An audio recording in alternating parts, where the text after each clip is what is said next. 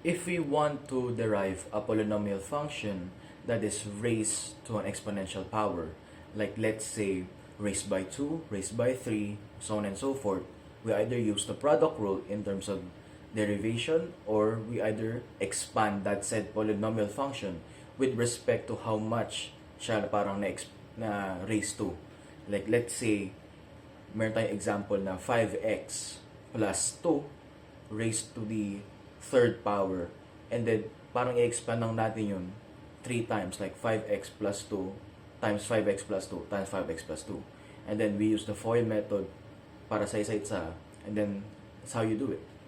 However, when yung exponent parang masyadong mataas na, like let's say raised by 8, 9, 12, masyadong mahirap na yung pag ginamit natin yung product rule ng derivative or yung pag-expand, since masyado siyang time consuming and mahirap gawin since ang hahaba ng steps.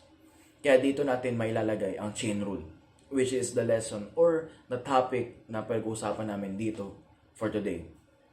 So yung chain rule, parang siya yung nagiging shortcut in terms of kung gusto mo i-derive yung isang polynomial function when and only when nagre-raise lang siya by an exponent.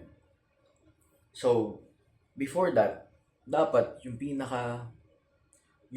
pinaka-example mo, nag-express siya into a polynomial first and foremost, since nga gusto mo i-derive isang polynomial function.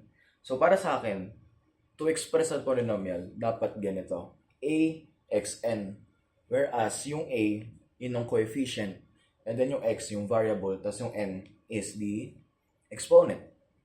So, dapat yung pinaka-example mo, maging ma-express muna itong pinaka-expression bago natin i-apply yung chain rule. If, let's say, meron tayong fraction form, we cannot apply the chain rule right there. Kaya dapat, in terms of polynomial function, ganito yung expression. So, start na tayo sa pinaka-example 1, which is going to be presented by Laika Nico.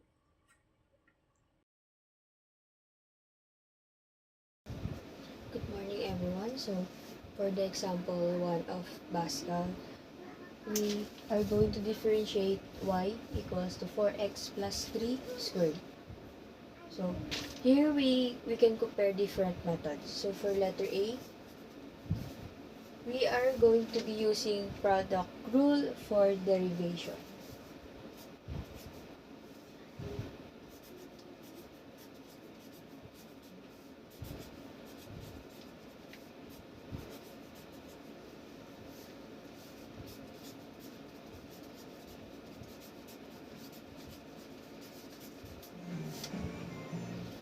So, the first one, for the first step will be dy over dx is equals to 4x plus 3, then d over dx of 4x plus 3, then plus 4x plus 3, then d over dx of 4x plus 3. So, next, step 2 will be, we will be going to simplify first all of this for the formula that we put on the solution. So, 4x plus 3, and the derivation of 4x plus 3. So, paano nga ba natin kukunin yan? So, ang gagawin natin is, since isa lang may variable, yun na yung pinakakukunin natin. Then, since may 3 tayo dito na wala namang kasamang variable, is tatanggalin na lang natin siya para maging 4 na lang yung matira. Then, next is plus, kopya ulit, 4x plus 3. Then, yung the derivation of 4x plus 3, nakagaya sa ginawa natin dito, kaya naging 4. So, paano nga ba nagiging 4 para mas maintindihan nyo?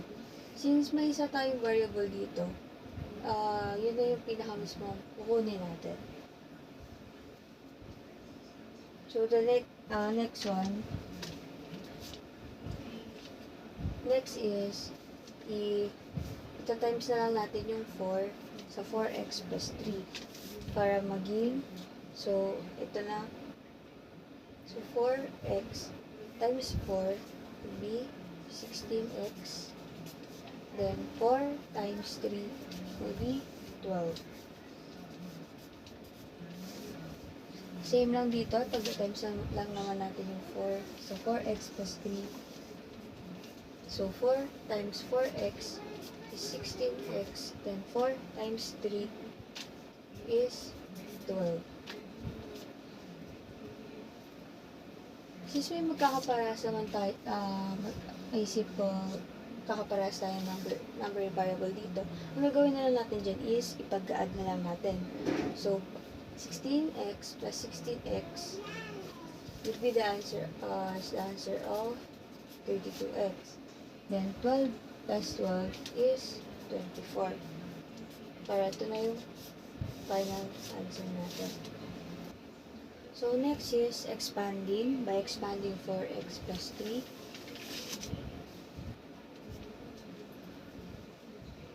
Yung gagawin naman natin dito is ipag-times lang natin yung mga numbers sa loob dito sa exponent. So, 4x times squared will be 16x squared. Then, plus, so, 14 times 3 will be 12. 14. O 4x plus 3 will be 12x. Then, times the exponent, kaya naging 24x. Then, 3 times by itself will be 9.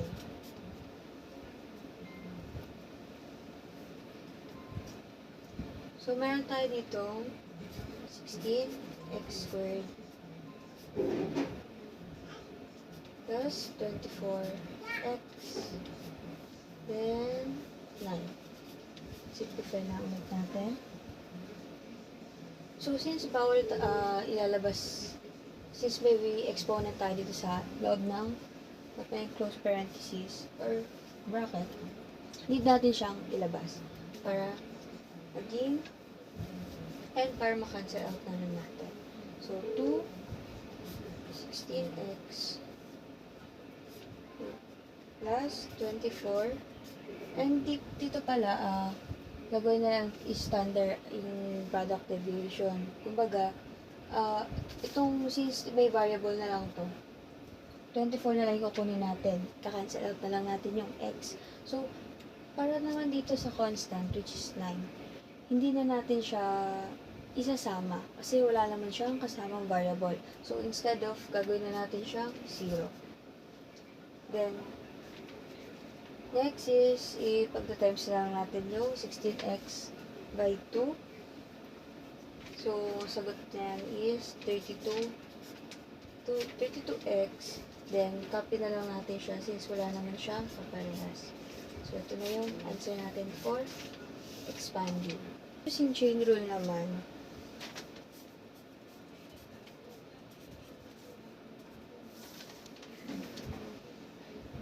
so, itong 2, itong exponent na 2 is ilalabas na lang din natin. Copy ulit natin yung given, which is 4x plus 3.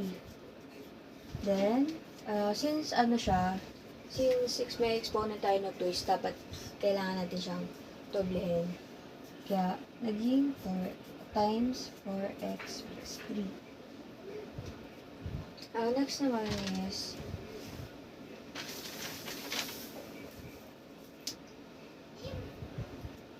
kukunin na natin yung derivation. So, copy lang natin to. 4x plus 3. Then, same sa ginawa natin dito sa una, na kinuha natin yung sa product rule na tinatanggal natin yung mga wala ng variable. So, same as lang po is 4 na lang ilalagay natin. Since siya lang naman yung may variable. And for 3 is di na natin siya bibigyan ng 0. Kasi nga, wala na siyang value. Then next is, Since meron tayong both like terms naman, is pagto-times na lang natin sila para maging 8 and 4x plus 3. Then next is, pagta-times natin to 8 sa 4x plus 3. Kaya naging 8 times 4x will be 32x. Then, 8 times 3 is 24. So, ito na po yung sagot natin sa chain rule. Our given is y 4x plus 3 square root of 2. Then, now we can solve this using expanded and we will get the derivative using chain rule to multiply to derivative on the inside the parentheses. So, our y is 2, 4x plus 3 is 2 minus 1. Then copy the given, which is 4x plus 3. So, that will be y to 2x quantity 4x and the 2 sub to the 1 and get the derivative, which is 4x plus 3. Since the 2, 1 is 1, we will not put it. So it will be y to 4x plus 2. It will become 4. So we will get the derivative is y equal to 8 because we will multiply the 4x and 2. So it becomes 8 and 4x plus 2. Then copy this. And it will become y 32x. We will multiply this, so it becomes 32x plus multiply to 3, it will become 2, 4, and this is the final answer. For the example 3 of basic calculus, we have here differentiate y equals 5x squared minus 4x plus 2 then raised to 2. Since our given is a trinomial function, we cannot use the binomial theorem. Thus, one of the valid methods would be the chain rule. Although other methods can be used, they would likely take more effort and would be time-consuming. For comparison, let's analyze the both chain rule and the product rule for derivation. Now, for the first one, we will be using the chain rule. So first, we will be going to same as the product formula for the product of deviation. We are going to use the formula for the chain rule. So, dy dx is equals to, since may 2 tayo dito, ilalabas na agad natin yung exponent na 2. Then, kakopyahin lang natin yung given.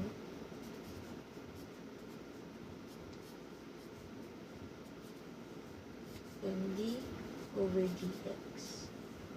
Then, kakopyahin na lang natin ulit yung given.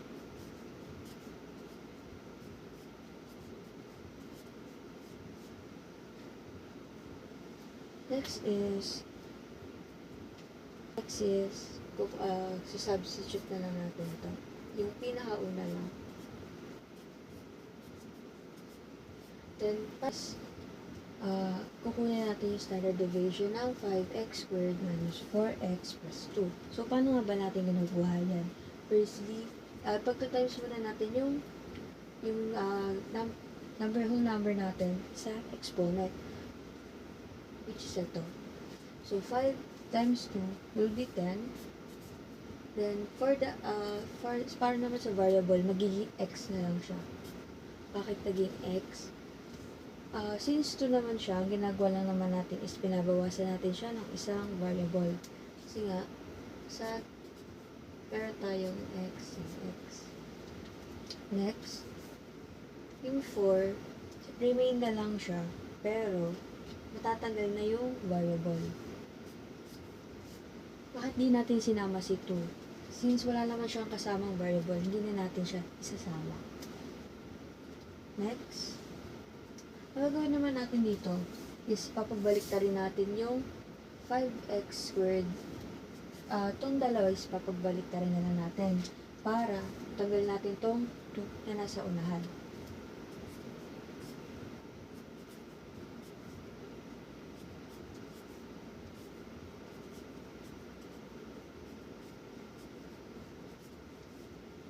Okay. Next step, pagta-times natin yung 2 sa 10x minus 4. So, 2 times 10x is 20x. Then, 2 times 4 will be negative 8. Then, kopya na lang.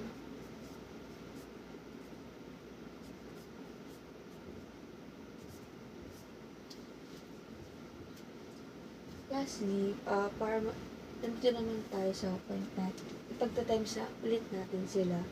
Ipagta-times natin yung 10x minus 8 dito sa 5x squared minus 4x plus 2.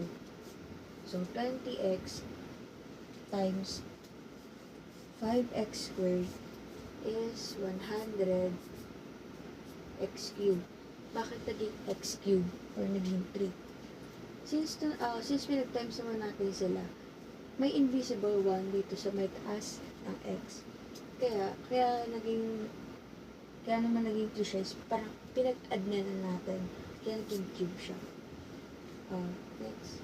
So, 20x times 4x is 80x squared. So, yung process lang naman. Since may x siya, may variable siya, and may invisible 1 nga sila both, pag-add na lang natin silang dalawa. So, next naman is 20x times 2 is 40x. Negative 8 times 5x squared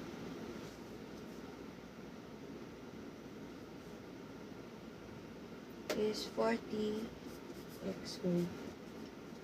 Then, negative 8 times negative 4x. Then, negative 8 times negative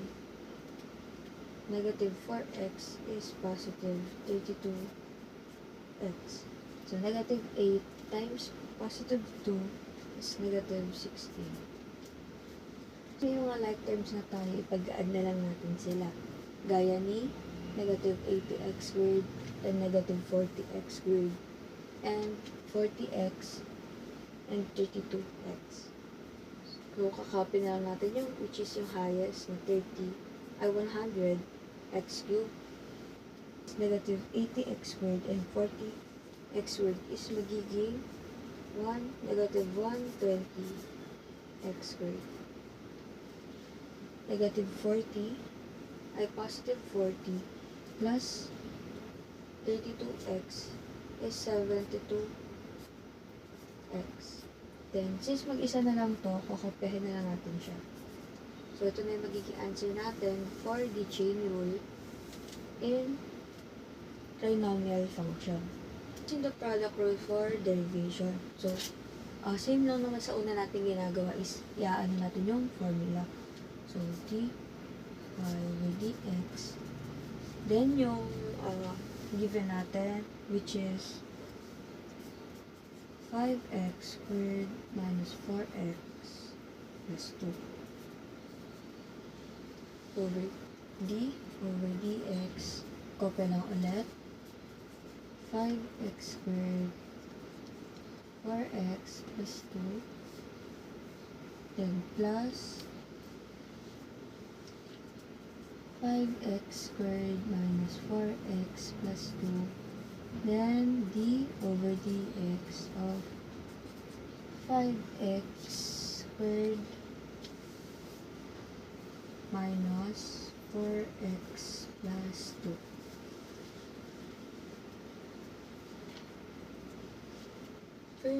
First step is kukopihin na lang muna natin yung pinakauna.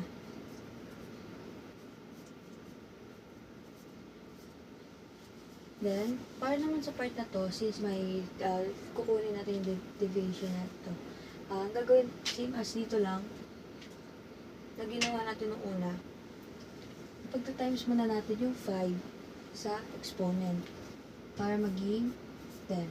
Then, for the variable, magiging x na lang siya. Then, same sa nangyari sa 4, magiging 4 na lang siya. Then, copy ulit nung given na 5x squared 4x plus 2, then yung sa derivation ng 5 ng given, which is 10x minus 4. Now, ang gagawin naman natin is ipagta-times natin both brackets. So, dito muna tayo sa una. So, 5x squared times 10x is 50x cubed. Then, 5x squared times 4 is 20, negative 20 x squared. Next, negative 4x times 10x is negative 40 x squared. And negative 4x times 4 is positive 16x. Now for 2 times 10x is positive 20x. Then 2 times negative 4 is negative 8. Then, same lang naman, so same lang din naman sila magiging answer. Pagka times natin, is kokopyahin na lang natin sila both.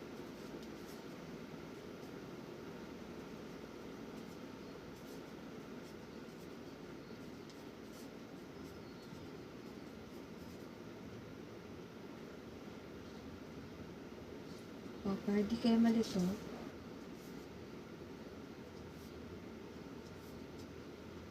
x plus 20x minus then 8. Kasi since may mga like terms tayo, pag-add na natin sila gaya ni 20x squared and 40x squared. So, 50x cubed so, and negative 20x squared plus negative 40x squared is negative 60x squared. Then, 16x plus 20x is 36, positive 36x. Then, since wala naman siyang like terms, kakopyahin na natin yung 8. Same go sa kabila. Kopyahan na lang din natin. Same naman sila ng given.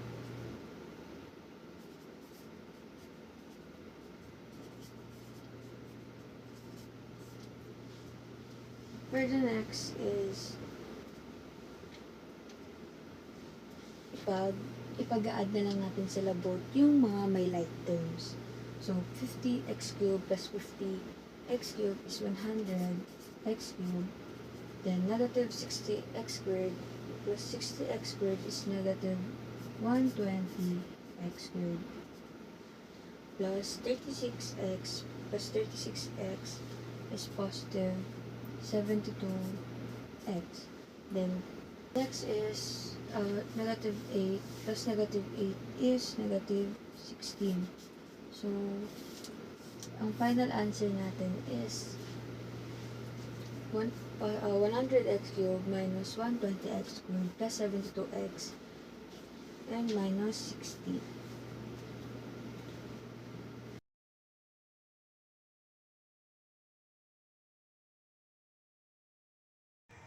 So today, I will explain the fifth example of the chain rule. Now let's start with differentiating y equals square root of 7x squared minus 3 by using the properties of exponents and radicals, that is x raised to the power of 1 over n equals the nth root of x. We can change the radical term into a fraction exponent and proceed doing the chain rule. Now let's start with our example. The derivative of y over dx equals 7x squared minus 3 raised to 1 half. Now we will solve this by copying our 1 half from here. So it will be like 1 half times 2, 7x squared minus 3 raised to the power of 1 half minus 1. So we get our minus 1 from the chain rule. So we will always apply that. And now we will find the derivative of 7x squared minus 3. So in order to get the derivative of 7x squared minus 3 is we need to multiply our 7 by 2. So it would be 14x, and now we will cancel our 3. Now we will just copy all of this down here. So it's gonna be 1 half 7x squared. Oh, wait. So it will be like 1 half times 2, 7x squared minus 3 raised to the power of negative 1 half times by 14.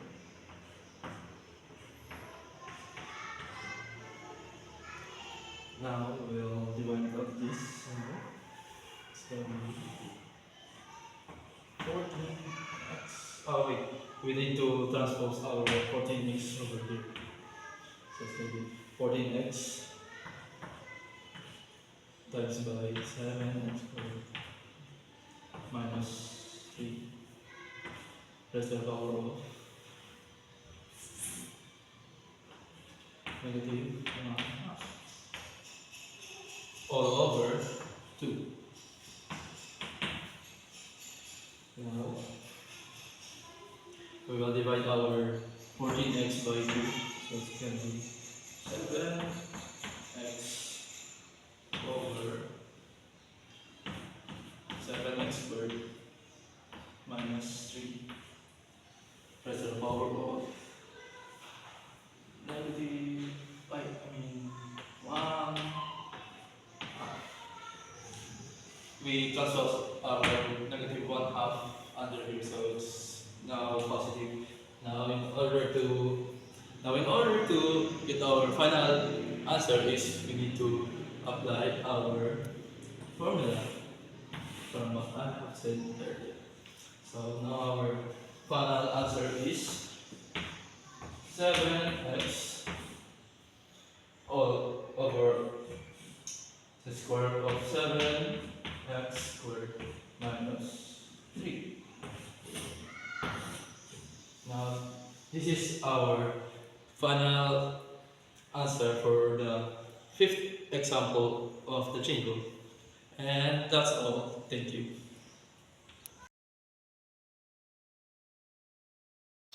Let's try to solve this given function, which is f of x is equals to cube root of 3x plus 5. So first, kailangan natin siyang i-convert into exponential form. So, we have here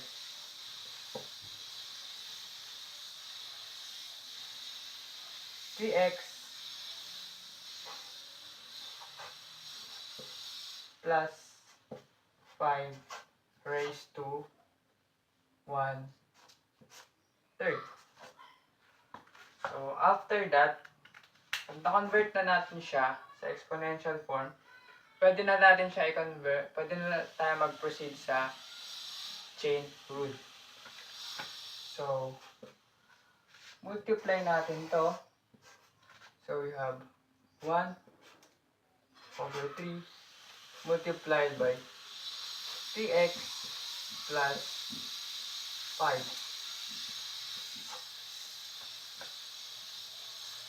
So, after that, 1/3 minus 1.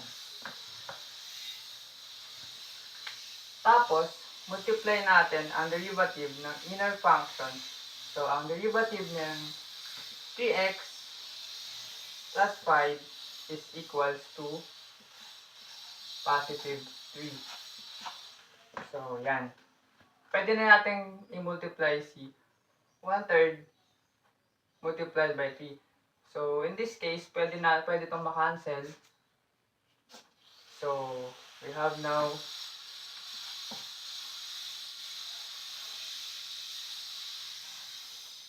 3x plus 5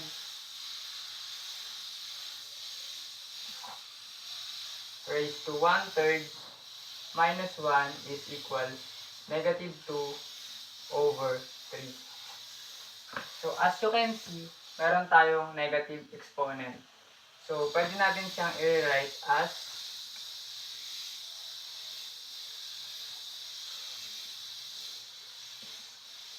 1/3x plus 5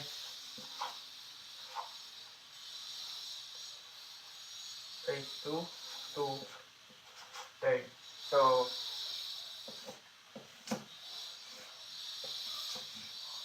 ito na ngayon ang derivative ng ating given function.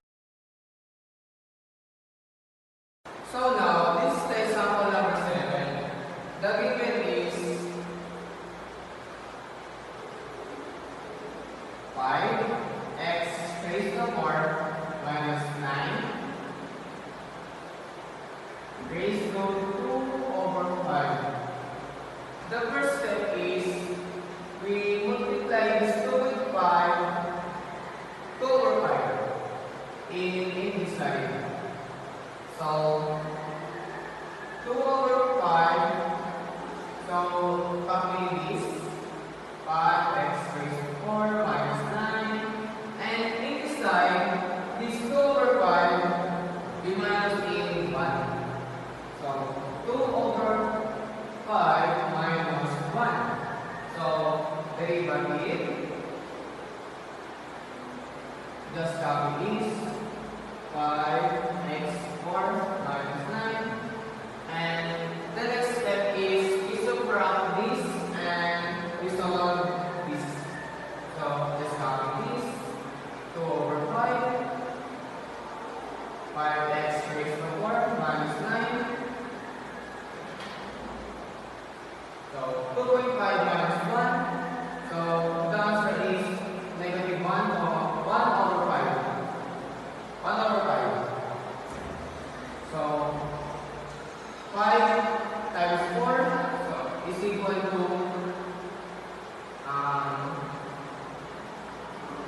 20x3. And next step is we switch these two. This. So copy 2/5, 20x raised to 3, copy 5x raised to 4 minus 9, and negative 1/5. And the and the next step is we multiply these two and break it. So 40x raised to 3. Copy this. 5x raised to 4 minus 9. And negative 1 over 5. And we put this 5 here. 5. And next step is this side we put here in the bottom. So copy 40x raised to 3.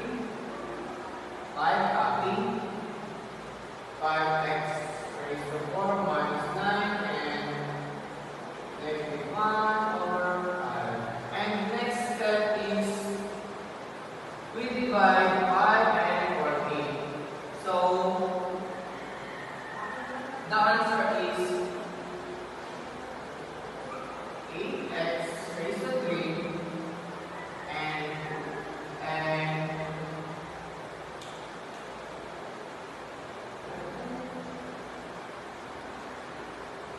this and copy the 5 and just copy this 5x raised to 4 minus 9. So this is the final answer.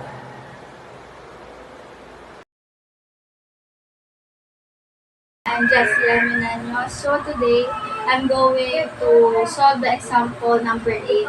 We will differentiate y is equals to 15x squared minus 6x plus 2. So before we start, dapat meron tayong tandaan na pinaka-constant law, which is x 1 over n equals square root of x. So on, so forth. So, this is the first law, or that is the first law. So, para ma-simplify natin, kukunin natin yung pinaka-example natin, which is yung 15x squared minus 6x plus 2. Then nai-apply na siya dun sa x 1 over n equals square root of x. So, nai-apply nga siya doon. So, after pwede na natin i-apply yung chain rule, which is, apply natin muna siya into definition expressed as AXN. So, para ma-simplify natin ulit yon is kukunin natin ulit yung example natin, which is yung 15x squared minus 6x plus 2. Raised to 1 half. So, since ito yung example natin, yung a natin is 1. Since, automatic siya pag wala siyang number nakatabi. Then, yung x naman natin, which is yung variable, is 15x squared minus 6x plus 2. Then, yung n naman natin is 1 half, since exponent nga siya. So, pinaka-expression ng chain rule is a times n x n minus 1 derivatives of x. So, yung kinuha natin na a, x, and n, isa-substitute natin siya sa chain rule. Then, para may apply natin yung chain rule as in step 1. So, in step 1, diba, since 1 na nga siya, yung a natin, ita-times natin siya sa 1. So, ang mangyayari is, magiging 1 half na siya. Then, yung naman natin, so, diba, ang next naman na kinukuha is yung x, which is yung variable. Yung variable natin is 15x squared minus 6x plus 2. Then, sunod naman, since n minus 1 siya, yung pinaka-n natin is 1 half minus 1. Ilagay lang muna natin siya dyan. Then, yung x ulit natin is 15x squared minus 6x plus 2. Then, here's a step 2. Dito natin may apply yung chain rule. Which is, kakopy lang ulit natin yung 1 half. Then, yung pinaka-variable, 15x squared minus 6x plus 2. Then, ang gagawin naman na natin dito sa 1 half minus 1 is imaminus natin. So, ang mangyayari dyan is magiging negative 1/2 na lang siya. Tapos, dito naman sa sa variable, ang mangyayari dyan is, sa pagkakatanda nyo sa nuro ni Miss sa last meeting, ita-times lang siya by the exponent. So, ang mangyayari, 15 times 2 equals 30. Magiging x na lang siya. Since mamaminusan nga ng isa, since may exponent nga siya na 2, magiging x na lang siya. Tapos, ang mangyayari naman sunod, since 6x yung sunod na wala naman siyang exponent, ang mangyayari is 6 lang ang mangyayari. Makakancel naman yung x and yung plus 2. Since wala siyang, yung 2, makakancel siya kasi wala siyang exponent, wala siyang variable. So, that's the step 2. Na-apply na natin yung chain rule. So, ang goal naman natin sa step 3 is kakopy lang natin yung 30x minus 6, which is yung derivatives nga ng x. So, yung 30x minus 6, hahanap tayo ng pwedeng i-divide doon. So, ang pwedeng i-divide doon is 2. Since 2 yung pwedeng siyang i-divide, 30x minus x over 2. Then, after naman nun is, kakopy lang ulit natin yung variable, which is 15x squared minus 6x plus 2. Then, dito naman sa step 4, dito natin makukuha yung pinaka-final answer, which is 30 divided by 2 is equal to 15x minus, so 6 divided by 2 is 3, so minus 3. So, kakopy lang natin siya ng 15x minus 3 over square root of the variable.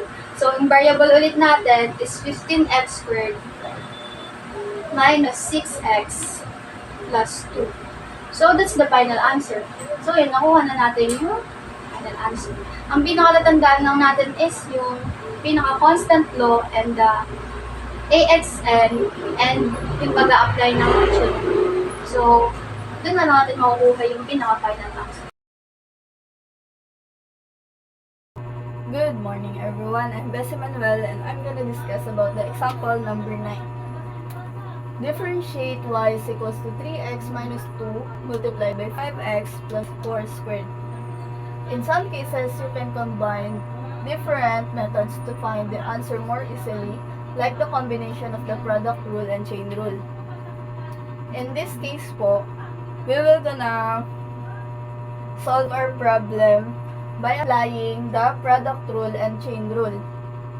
Ang problem po natin is y is equals to 3x minus 2 multiplied by 5x plus 4 squared.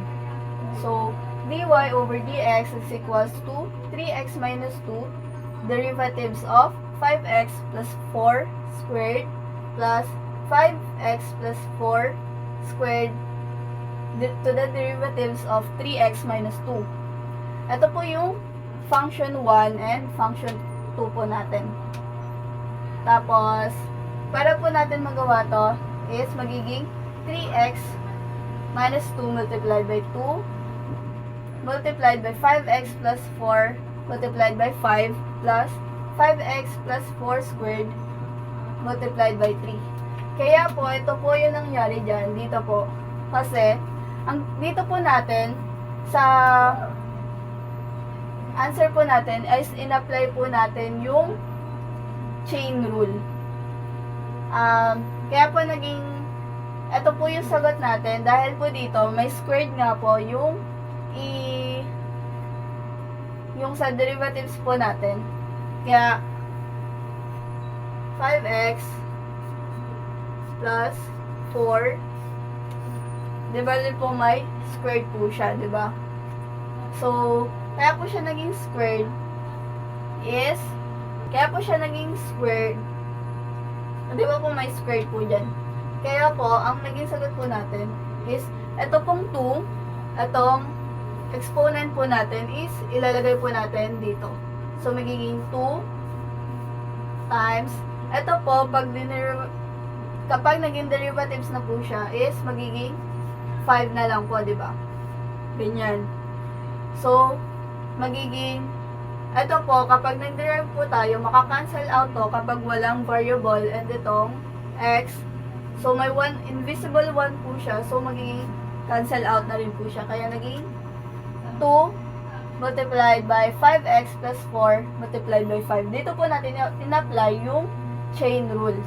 Tapos po dito, 5x plus 4 squared, na, ang derivatives po ng 3x minus 2 is 3.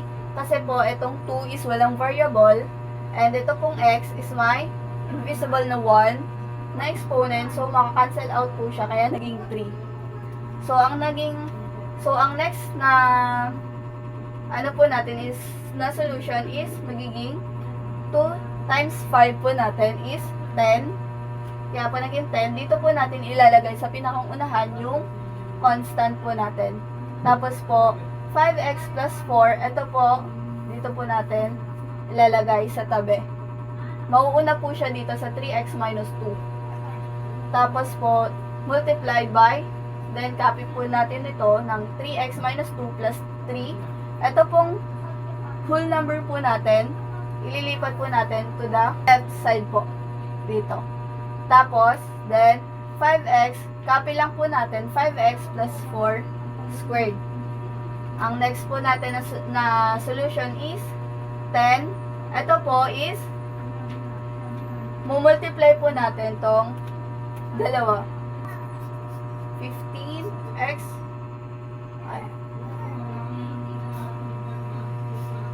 5x plus 4 times 3x minus 2. Ayan po. Kasi 5x times 3 is equals to 15x squared. Multiplied po natin ito. 5x times negative 2 magiging negative 10x. Next naman po natin is 4. Mumultiply po natin siya sa dalawang nandito. 4 times 3x is equals to 12x. Next naman po is 4 times negative 2 equals to negative 8. Gagawin po natin, lahat ng same variable and may same na exponent is pag-a-add po natin or pag-ma-minus. Ito pong 15x squared, since wala naman po siyang kaparehas, so bring down na lang po natin 15x squared, and ito pong negative 10x plus 12x is same po sila ng variable and ng exponent po. So, ipag-a-add na lang po natin. Pagsasamahin po natin, which is to simplify po. Negative 10 plus 12x is equals to positive 2x minus 8. Kaya po, ang naging sagot po natin dito is 15x squared plus 2x minus 8.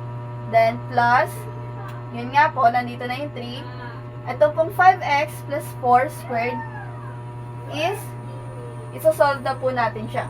Gagawin lang po natin squared yung nasa loob na nandito ng parenthesis. 5x plus 4 times 5x plus 4. Isa-isahin po natin is 5 times 5 is 25x squared. Next naman po is 5x times 4 is equals to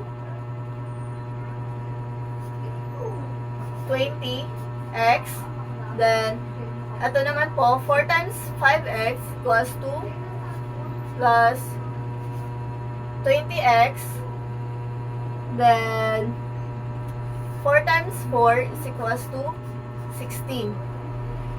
So, para po ma-simplify po natin sila is 25x squared, since wala naman po ulit siyang kaparehas. So, bring down 25x squared plus 20x, since parehas po sila ng variables.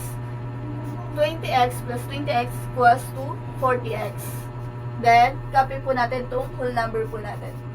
Then, kaya po, ito po yung naging sagot. Dito po sa problem po natin. Kaya, ang sagot po sa 5x plus 4 squared is 25x squared plus 40x plus 16. Next naman po is, etong 10 po is, mumultiply na po natin dito sa loob ng parenthesis na to. 10 times 15, 150. Then, copy po natin yung variables. X squared, 150 x squared. Then, 10 times 2x. Ang sagot po natin is 20x. Then, 10 times negative 8, negative 80. Then, next naman po, ganun din po ang gagawin natin sa same na ginawa natin sa una.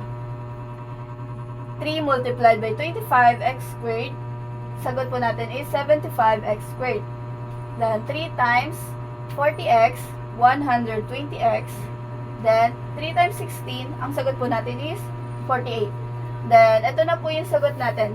Pwede po ito ma-simplify. Kaya, lahat po ng may same na variable is pagsasamahin po natin. Since ito po, 150, parehas po silang may x squared, is pagsasamahin po natin.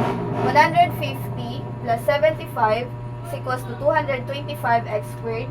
Then, ito po, 20x, parehas po siya nitong 120x. Same po sila ng variables.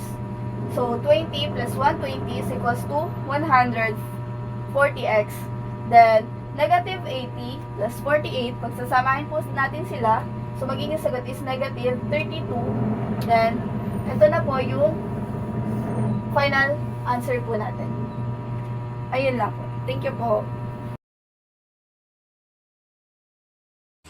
So, let's begin with the final example in Pascal. So, yun nga, ito na yung pinaka-last example namin as group 1 in Pascal, which is, lang ko lang notes ko, which is example number 10.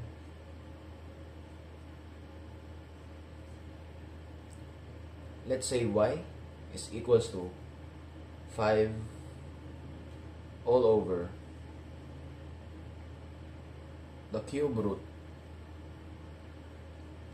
of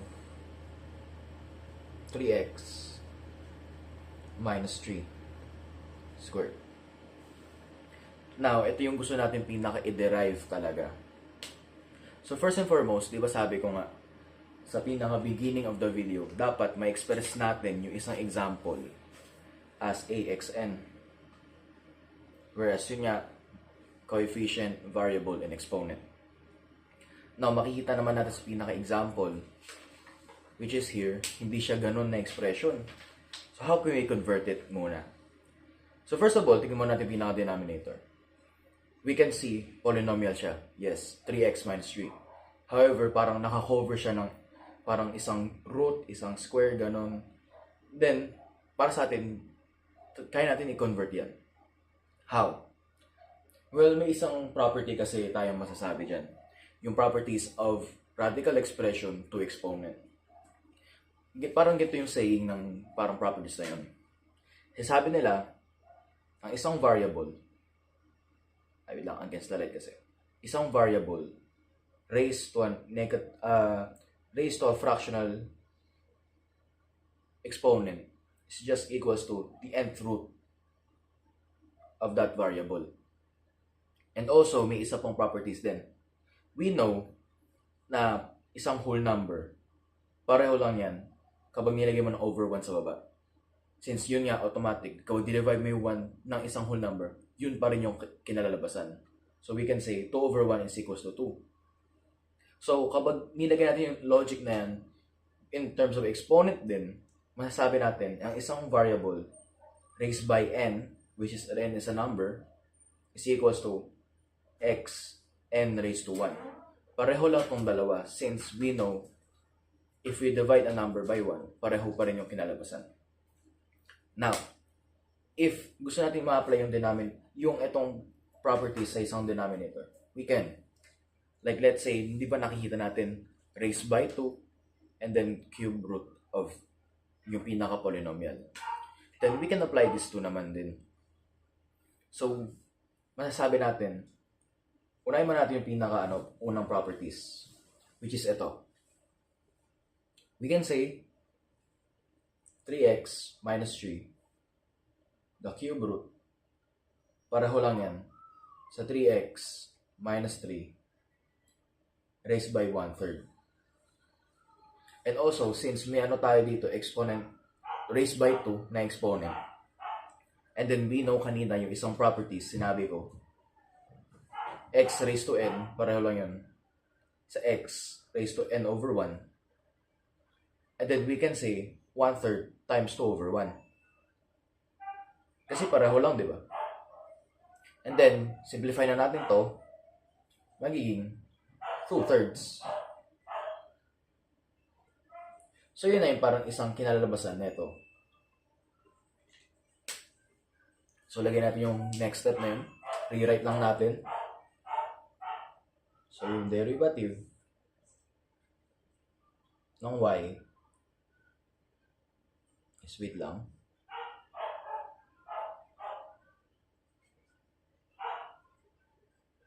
raised by 2/3 na siya. Now, next step naman, hindi pa tayo tapos dyan. Hindi pa natin pwede ma-apply yung chain rule since hindi pa siya na-express into yung parang sinabi kong expression ax raised by n. So, yung gagawin natin, pwede natin sundan yung isa mong properties na to, which we know as this one. We can say na ganito. If a variable is raised to a negative exponent, pareho lang yan sa 1 over the variable raised by the exponent. And vice versa din. If we know 1 over a variable raised by an exponent, pareho lang yan as a variable negative exponent. Vice versa lang. If we know that this is true, since yun yung properties to, pwede nito ma-apply dito. Since we know 2/3 it's a exponent. And ito yung pinaka-variable natin, which is 3x minus 3. So, apply na natin. Dalagyan na natin siya sa tabi ng 5 at gawin natin negative yung exponent.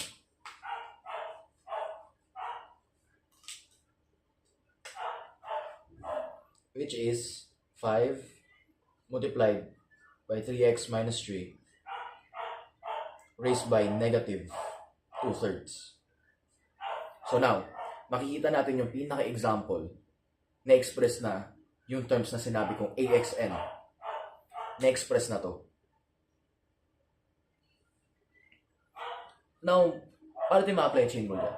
Yun nga, pwede ma-apply yan para sa nilalagay ko din na isang example, which is A times N x raised by N minus 1 multiplied by the derivative of x.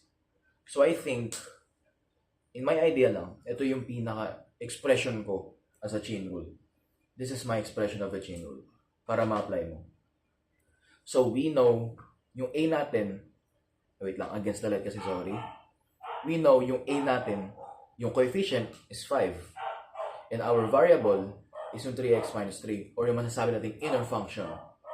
Yung N naman is our exponent, which is negative 2/3. So, apply na natin to. This is our chain rule expression. So, substitute na natin lahat to. A times N, which is 5 times negative 2/3. Copy mo lang natin. Negative 2/3 times 5. And then, multiplied by x, which is 3x minus 3. And then, n minus 1, since we know n is negative 2/3, minus lang natin siya sa 1. And then next up, multiply lang natin sa derivative ng x.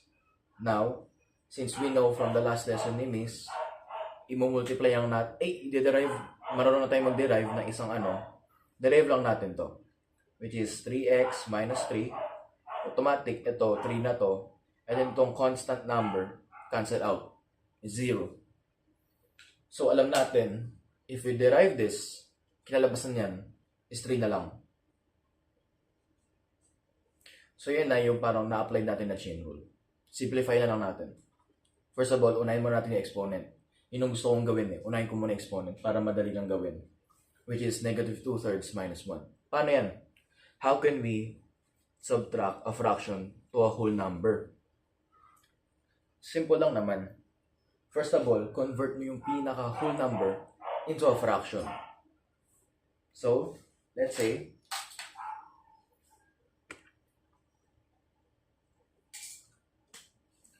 negative 2/3 minus 1 over 1. Pareho lang yan. Like I said a while ago, 1 is just equals to 1 over 1 since n is just equals to n over 1. So, na-convert natin into fraction yung 1. Now, next up, hanapin natin yung LCM ng denominator nila para maging alike terms. Kasi nakikita natin yung denominator nila is not alike. Hindi sila similar.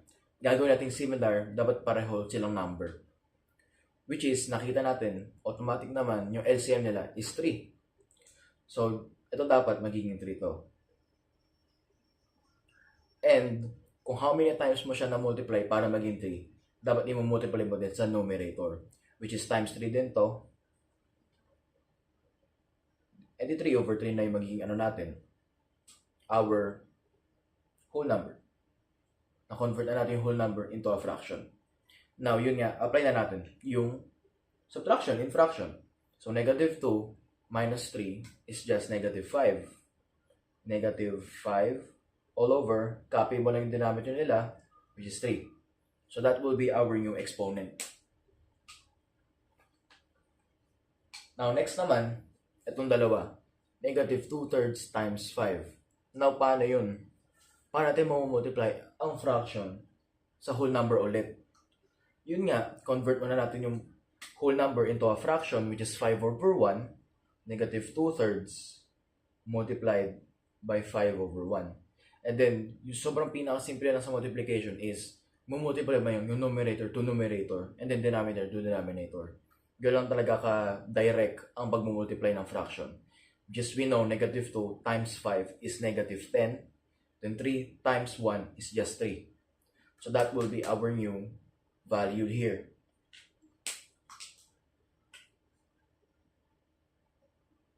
So alam na natin, this is negative 10 over 3 multiplied by 3x minus 3. And then we know kanina, this is negative 5 over 3. Oh yes, this is negative 5 over. Negative 5 over 3 multiplied by 3. Now, next naman, since napapansin natin lahat to multiplication, like negative 10 all over 3 multiplied by 3x minus 3 multiplied by 3, ganon. Pwede natin i-arrange lang yung pinaka-equation natin. We can still arrange, pareho pa rin yung kinalabasan. So, manipulate lang natin, itabi natin itong constant number sa isang fraction nito, which is, kapag di-multiply natin, is negative 30 over 3. How can we say that? Yun nga, gawin nating fraction, yung whole number, multiplied by 3 over 1, and the negative 10 times 3 is negative 30. 3 times 1 is just 30. Hindi pala, 3, sorry. Negative 30 times 3. Now, makikita natin hindi to lowest term. We can still cancel out. So, cancel natin to. Negative 30 divided by 3 is just negative 10 over 1. So, since over 1 to, we can say negative 10 na lang siya. Since pareho lang naman yun. So, negative 10 na. Parang sinabi mo na lang. Or, in simple terms, pwede i-cancel to into this. Yung denominator into the whole number. So, yun na nga. It's just negative 10 multiplied by 3x minus 3 over, raised by negative 5 over 3. Now, yes, na-simplify na natin yung constant number. Yes, na natin yung variable. However, ayoko kasi ng parang yung exponent raised by a negative value. Kaya how can we convert it? So yun nga, like I said a while ago, ilagay natin sa denominator side para maging positive yung exponent. Lagay natin sa ilalim ng negative 10. Parang sa kaninang properties lang, binabalang sa denominator. So,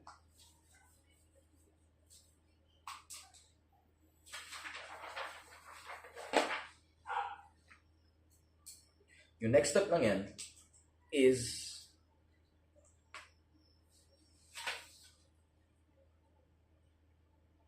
negative 10 all over 3x minus 3 raised by 5 over 3. Ginawa natin positive to since we know dito sa last step, negative siya. Change lang natin siya ng symbol, tapos ibaba natin sa denominator. Now, dito naman sa last step, we can apply yung sinasabi kong exponent to radical properties. Tapos yung ano pa, yung 2 over 1 n over 1 properties. Tapos makikita ko parang may dalawang answer dito na possible. 2 answers actually. So, if we apply ngayon itong dalawang properties na sinulat ko, which is x raised by 1 over n, which is nth number, is just the same as the nth root of x. And then, apply natin to, x raised by a number is by n, pareho lang yan as n over 1. So, if we apply this to again, dito, sa raised by 5 over 3, pwede siya maging the cube root of 3x minus 3 raised by 5. Yun ang isang answer. So, that will be negative 10. Lagyan natin dito yung negative. Pareho lang naman. If nilagay natin negative sa numerator or denominator, lahat na yung negative. So, parang in-overall ko lang yung symbol na negative na yan. So, negative 10 over the cube root of 3x minus 3 raised by 5. Yan yung isang pwede maging sagot. However, may isa pa. That lies within the exponent talaga na value. Since we know, di ba nga, pinag-usapan natin improper to mixed fractions. Since we know 5 over 3 is an improper since mas mataas yung numerator sa denominator, we can convert it into a mixed fraction. So, kapag kinonvert natin into a mixed fraction, magiging 1 over 2/3 na yan. Sorry, nawawalan natin tayong marker ko. Magiging 1 over 2/3 na yan. Now, if 1 over 2/3 na yan, di ba sasabi natin 1 times 2/3 lang yun? Yung dalawang exponent. If we say na ganun din, di ba sasabi natin 3x minus 3 is raised by 1 times 2/3. Kasi paraw lang daw sa 5 over 3. And then, pwede natin ito ihiwalay. Which is this, pareho lang to as 3x minus 3 raised by 1, which is kapag raised by 1, wala nang raised by yun. Automatic, ito lang talaga. And then, multiplied by 2/3, which is kapag kinonvert natin, multiplied by the cube root of 3x minus 3 squared. Yun yung isa pang pwede maging sagot dito. Pwede mo siya directly gawin, yung sinabi mong properties, or ipaghiwalay mo, which is still the same. This still holds a same value as this. So, yung isa mong pwede maging sagot is negative 10 all over 3x minus 3 multiplied by the cube root of 3x minus 3 squared. So, that's how you find the first derivative of our example 10, which is y is 5 all over the cube root of 3x minus 3 squared. And yung kinalabasan niya is negative 10 all over 3x minus 3, the cube root, multiplied by the cube root of 3x minus 3 raised by 2, or negative 10 all over the cube root of 3x minus 3 raised by 5. Pareho pa rin sila, and that's how you get the first derivative.